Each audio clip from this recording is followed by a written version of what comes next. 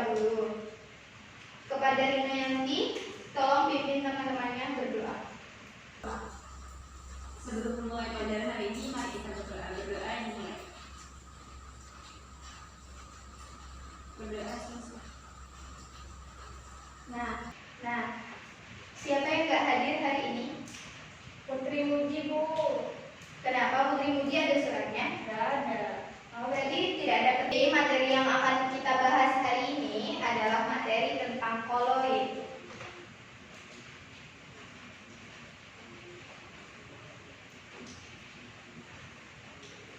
Ada yang tahu nggak pengertian koloid? Ada yang bisa bantu? Jadilah. Ibu, koloid itu adalah campuran antara larut dan zat terlarut. Jadi, gini ya, Ibu koreksi dikit. Jadi pengertian koloid adalah kondisi pertengahan di antara campuran dan larutan. Jadi kalau ada campuran sama larutan itu dia koloid itu yang di pertengahannya gitu. Di koloid itu ada larutan, ada suspensi, ada koloid, ya kan? Nah, cara membedakan dari ketiga hal tadi itu ada beberapa aspek. Yang pertama,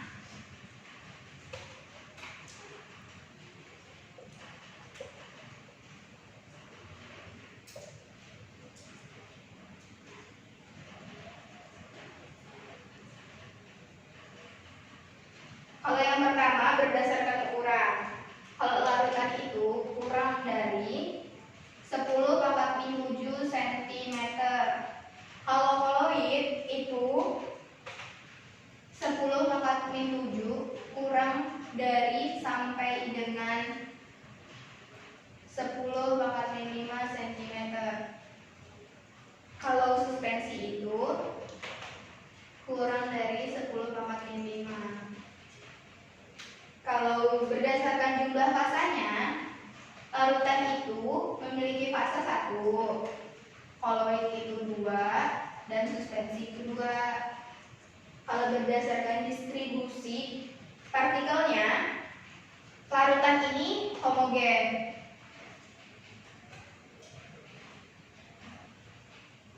Karena berfase 1. Kalau koloid dan suspensi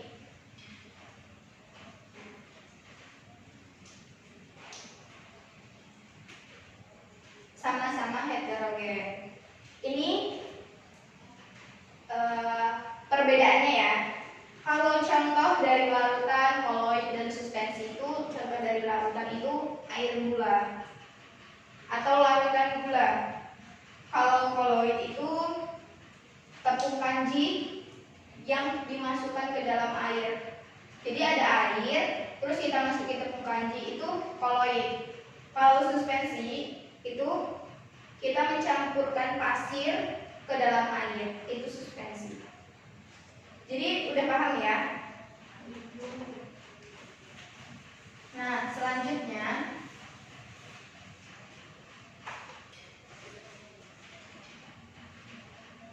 koloid itu terdiri atas fase terdispersi dan medium pendispersinya. Nah,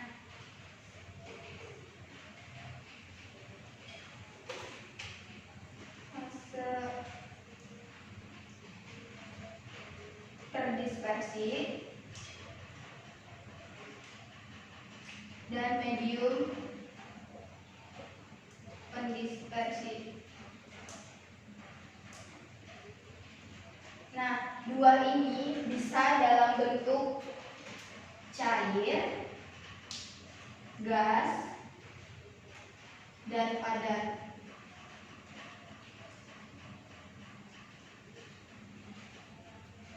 Nah, ini fase terdispersi.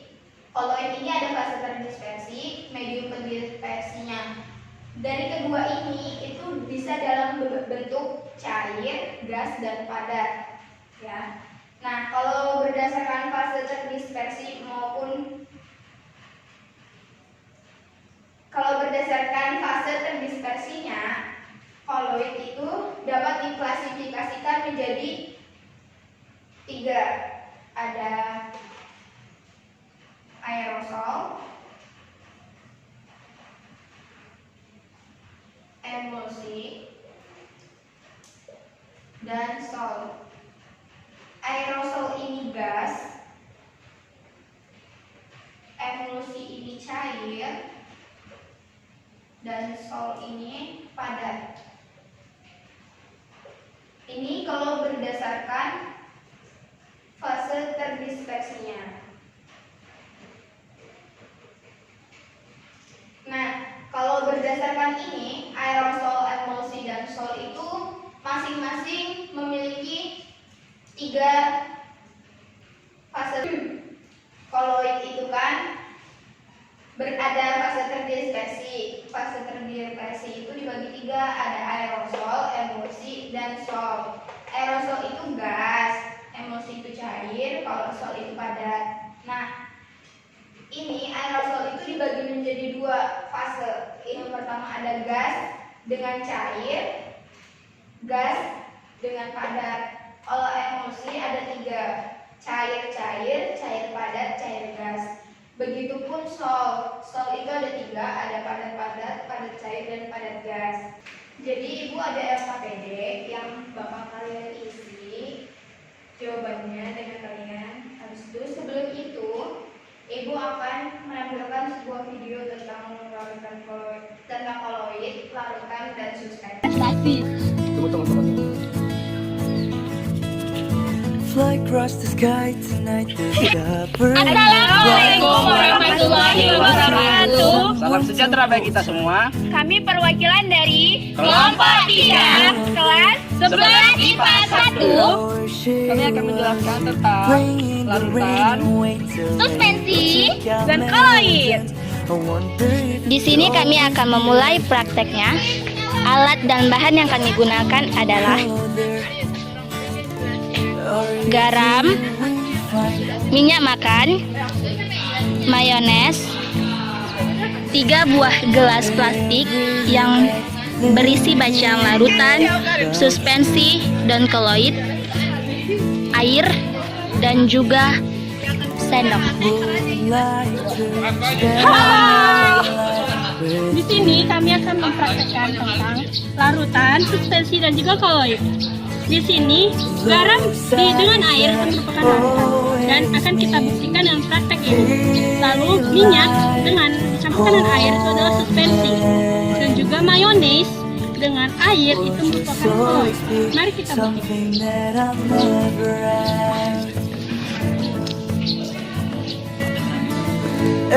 Garam dimasukkan,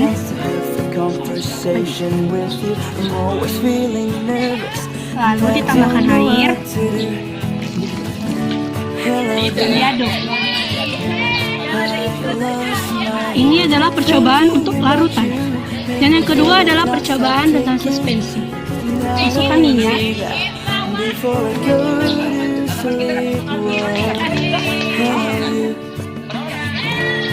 dan masukkan air.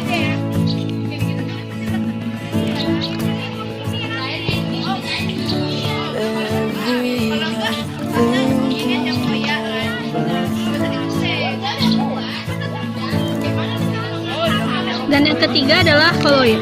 Koloid dengan menggunakan mayones,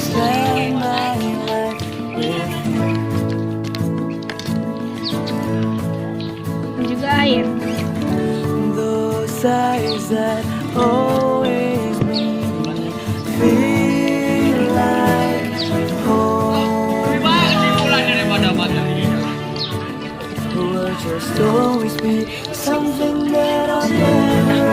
Kesimpulan dari percobaan kami ini adalah terbukti bahwasanya campuran dari air dan garam itu adalah larutan. Campuran dari minyak dan air adalah terbukti suspensi. Dan yang terakhir adalah campuran dari mayones dan air adalah koloid.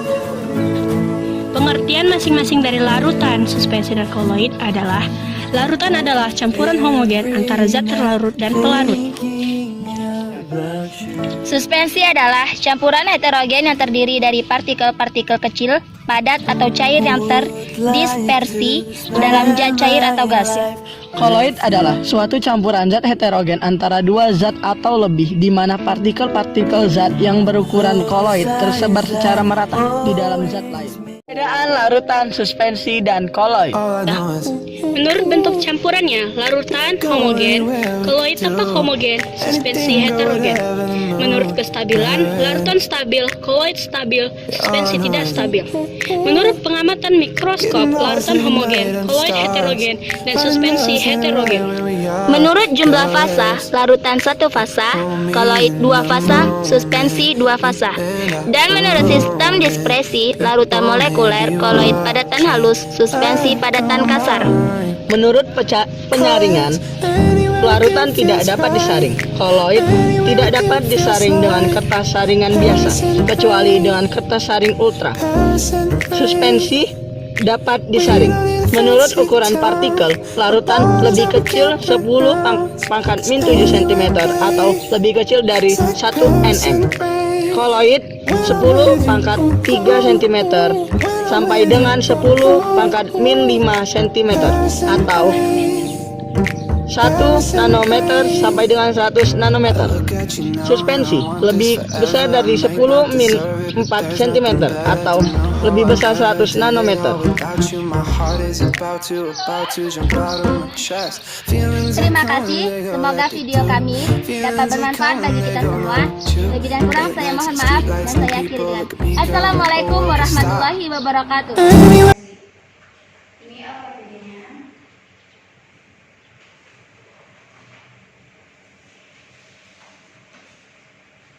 Dengan melihat video itu, kalian bisa ngerjain kegiatan 1 dan kegiatan 2 di LKPD-nya.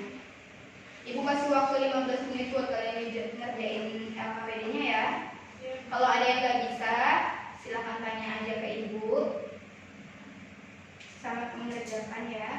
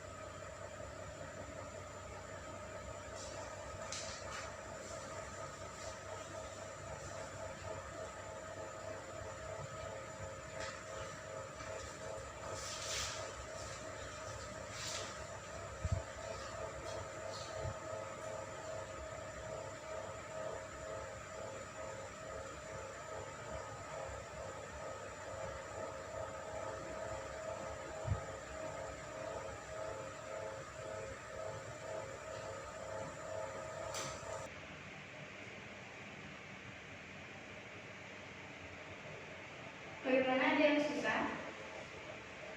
Ada yang ingin ditanyakan?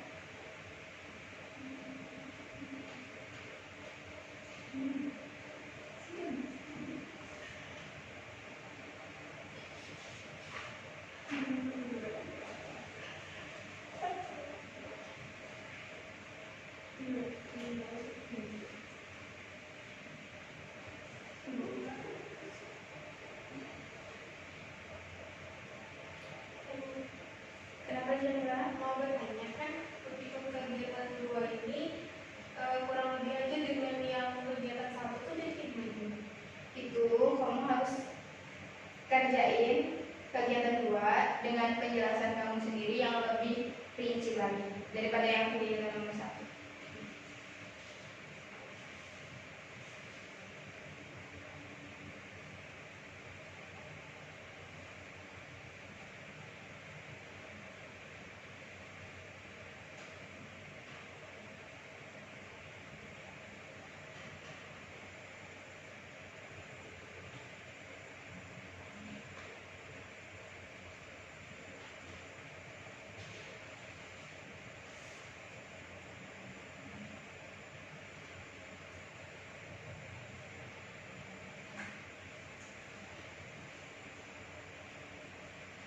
Sudah?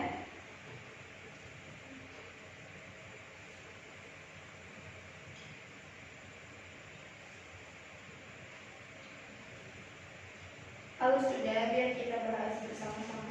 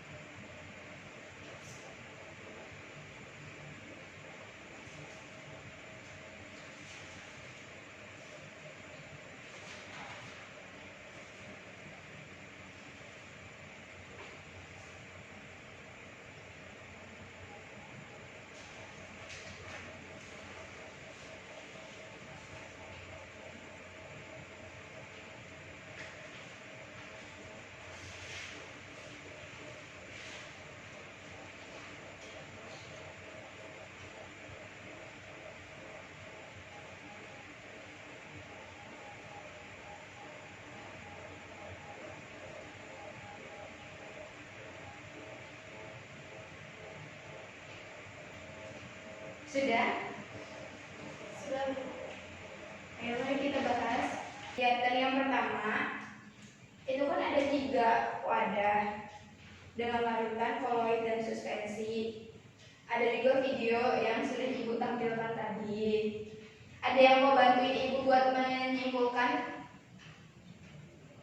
Ayo Rima atau Jamila atau Firda, ada yang bisa menyimpulkan? Ayo Bu.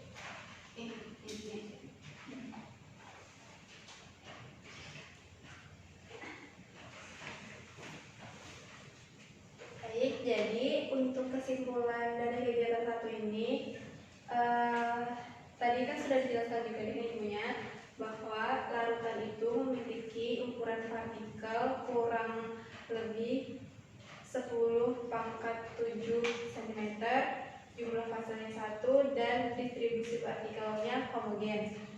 Koloid memiliki ukuran partikel kurang lebih 10⁻⁷ sampai dengan kurang lebih 10⁻³ cm dengan jumlah fasa -5. Dan untuk yang koloid, ukuran partikelnya kurang lebih 10⁻⁻⁷ sampai dengan 10⁻⁵ cm, jumlah fasanya 2, dan distribusi partikelnya heterogen. Untuk suspensi, ukuran partikelnya kurang lebih 10⁻⁵ cm, jumlah fasanya 2, distribusi partikelnya sama dengan koloid, yaitu heterogen. Jadi kalau dari ketiga itu tadi yang paling menonjol perbedaannya di mana? Yang paling menonjol itu di ukuran partikelnya. orang praktikal. Silakan duduk Jamila. Habis itu kita bahas yang kegiatan kedua ya. Ini yang kedua ini kan yang sama, sebenarnya kurang lebih sama dengan kegiatan yang pertama. Kalau yang kegiatan pertama kan berdasarkan gambar. Kalau yang kedua ini kalian diminta untuk lebih jelas menjelaskan tentang perbedaan koloid, larutan, dan suspensi. Jadi jawabannya kurang lebih sama dengan yang tadi Jamila sudah jelaskan ya ke depan. Nah, terus lanjut kita akan membahas kegiatan yang ketiga.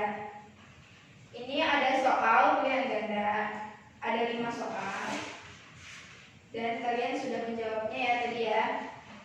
Jadi yang pertama itu, Rima bisa minta tolong membacakan soalnya. Nomor 1 di bawah ini yang merupakan sistem koloid adalah titik-titik. Jadi jawabannya apa kira-kira Rima? Jawabannya D. Air kanji. Kenapa pilih air kanji? Jawabannya Karena memiliki 2 fase. jadi larutannya juga bersifat heterogen. jadi karena memiliki 2 fase dan sifatnya heterogen gitu. Oke. Yang kedua, yang merupakan ciri dari koloid di bawah ini. Sebetulnya ya, soalnya ini kecuali cuma ibunya kurang menuliskan kecuali. Jadi jawabannya yang benar ini homogen. Mari kita bahas kegiatan 3 yang nomor 3 ya. Kan di situ pertanyaannya, susu merupakan sistem koloid apa? Cair dalam cair. Kenapa cair dalam cair?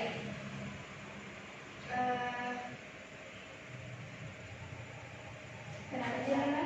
Oh, Rima. Larutannya bersifat heterogen. Jadi langsung ke nomor 4.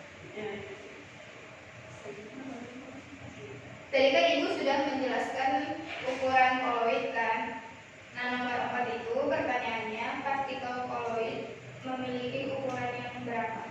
Antara 10,5 dan 10,7 cm. Yang betul, Firda. Terus yang nomor 5, di antara sistem koloid yang zat terdispersinya padat dalam gas adalah, ayo siapa yang tahu jawabannya? Rima. Asap. Kita lanjut ke nomor 5 ya. Di antara sistem koloid yang zat terdispersinya padat dalam gas adalah, siapa yang tahu jawabannya? Asap. Ya, jawabannya asap, ya betul. Terus kita lanjut ya ke kegiatan 4. Di situ berikan contoh koloid berdasarkan fase terdispersi dan pendispersinya. Nah, yang pertama itu kan fase terdispersinya cair, fase pendispersinya gas. Jenis koloidnya aerosol. Contoh koloidnya apa? Kabut, awan, dan hairspray. Ya, betul. Yang kedua itu fase terdispersinya padat, fase pendispersinya gas. Jenis koloidnya aerosol. Contohnya apa? Asap buruk. Asap. Ada lagi? Debu di udara.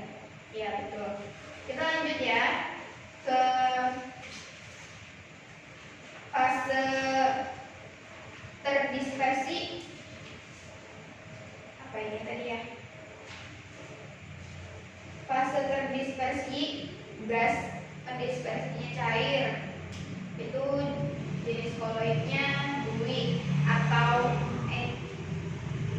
fase terdispersinya gas, pendispersinya cair. Itu jenis koloidnya buih. Contohnya apa? Buih sabun. Buih sabun.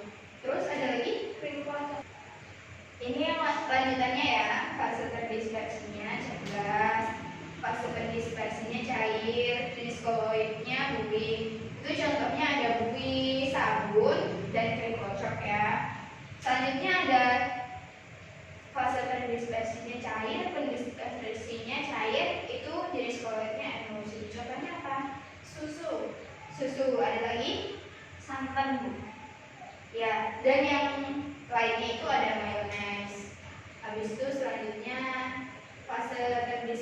padat, pendispersinya cair, itu jenis koloidnya sol. Contohnya ada sol emas, terus ada pasta gigi, ada tinta. Selanjutnya ada fase terdispersinya gas. Habis itu fase pendispersinya padat, jenis koloidnya buih padat. Itu contohnya apa? Ada yang tahu? Contohnya itu ada karet busa sama batu apung. Habis itu fase terdispersinya cair, fase terdispersinya padat, jenis koloidnya emulsi padat atau gel. Itu contohnya ada margarin, keju. Terus yang terakhir nih, fase terdispersinya padat, fase pendispersinya padat, itu jenis koloidnya sol padat. Contohnya ada apa? Intan. Habis itu ada gelas berwarna. Sebelum Ibu mengakhiri pembelajaran hari ini, adakah yang bisa membantu Ibu menjelaskan dari awal yang Ibu jelaskan sampai kegiatan 5 ini pada RKPD? Ayo, ada yang bisa bantu Ibu?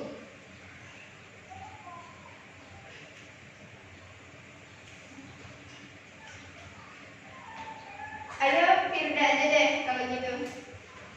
Bantu Ibu jelaskan dan menyimpulkan. Jadi kita belajar tentang koloid. Koloid itu terbagi menjadi 3, yaitu ada koloid itu sendiri, suspensi, dan larutan. Yang ketiga itu tuh dibedakan berdasarkan ukuran partikel, fasenya, dan distribusi yang ada heterogen sama homogen.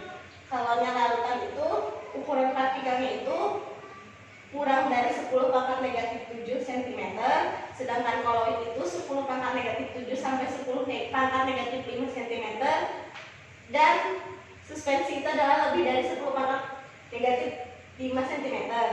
Terus koloid itu terbagi menjadi 3, aerosol, emulsi, dan sol. Terus terbagi menjadi 2, fase terdispersi dan medium pendispersinya. Fase terdispersinya dan medium medium pendispersinya itu bisa berupa cair, gas, dan padat. Ya. Terima kasih Firda, silakan duduk lagi. Jadi itu tadi kesimpulan dari Firda ya. Jadi dari pembelajaran kita hari ini bahwa disimpulkan koloid itu memiliki 3 fase terdispersi dan pendispersi, yaitu ada aerosol, emulsi, dan sol. Itu berdasarkan ketiga tadi itu, berdasarkan ketiga fase tadi, berdasarkan terdispersi dan pendispersinya itu dibagi menjadi 8 berdasarkan cair, gas, dan padatnya gitu. Terus ada yang ingin ditanyakan lagi? Gak ada ya? Kalau gitu sekian dari pembelajaran hari ini. Sebelum Ibu mengakhirinya, silakan Jamila pimpin doa untuk mengakhiri pembelajaran hari ini. Baik, untuk mengakhiri pembelajaran kita pada hari ini, sebelum pulang mari kita berdoa untuk agama dan kepercayaan kita masing-masing. Berdoa mulai.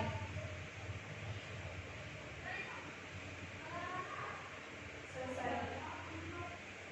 Ya, terima kasih buat hari ini ya. Kita bakal ketemu lagi di minggu depan dengan materi kesetimbangan kimia. Jadi jangan lupa kalian pelajari tentang kesetimbangan kimia ya. Sekian dari